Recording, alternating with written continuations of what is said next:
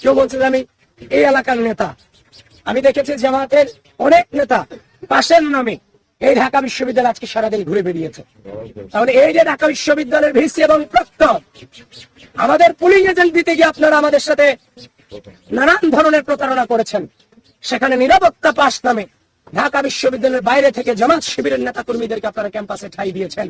এটা কোনোভাবেই বরদাস্ত করার মতো ব্যাপার নয়। ঢাকা বিশ্ববিদ্যালয়ের শিক্ষার্থীদেরকে আমি শুভেচ্ছা জানাচ্ছি যে সকল প্রতিকূলতাকে উপেক্ষা করে তারা তাদের জায়গা থেকে দায়িত্ব পালনের চেষ্টা করে গেছেন ভোটাধিকার প্রয়োগের মধ্য দিয়ে।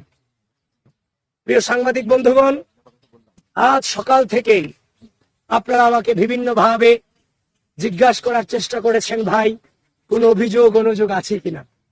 কিন্তু আমি বলেছিলাম, শুধু আজকে নয়, বিগত কয়েকদিন যাবত আমি টানা বলেছিলাম যে আমরা আর অভিযোগের রাজনীতিতে ফিরতে চাই না। আমরা পজিটিভ চিন্তা ভাবনা করতে চাই। আমরা শুধুমাত্র সামনে অগ্রসর হতে চাই। আমরা ভেবেছিলাম গণঅভ্যুত্থান পরবর্তী সময় এই ঢাকা বিশ্ববিদ্যালয়ের মাটি থেকে যেমন ভাবে ফ্যাসিস্টকে বিতাড়িত করা হয়েছে, রাজনৈতিক অপসংস্কৃতিকে বিতাড়িত করা হয়েছে, ঠিক একই ভাবে এই ঢাকা বিশ্ববিদ্যালয়ের মাটি থেকে গোটা বাংলাদেশ ব্যাপী রাজনৈতিক সুন্দর সংস্কৃতিকে উপহার দিব এই ডাকসু নির্বাচনের মধ্য দিয়ে।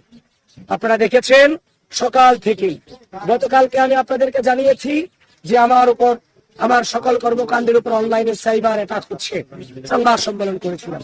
ঠিক একই ভাবে আজকে সকাল থেকে আবারও অপপ্রচার করা হয়েছে আমার এগেনস্টে।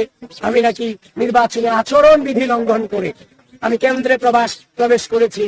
এই ধরনের মিস ইনফরমেশন, ডিসইনফরমেশন ছড়িয়ে বিশ্ববিদ্যালয়ের দায়িত্বশীল রিটার্নিং কর্মকর্তা আপনাদেরকে পর্যন্ত বিভ্রান্ত করতে বাধ্য করেছে। আমি আপনাদেরকে সাধুবাদ জানাই। শেষ পর্যন্ত আপনারা গঠনতন্ত্র করে এই অভিযোগ যে মিথ্যা সেটার স্বীকৃতি আপনারা দিয়েছেন, এজন্য আমি আপনাদেরকে সাধুবাদ জানাই।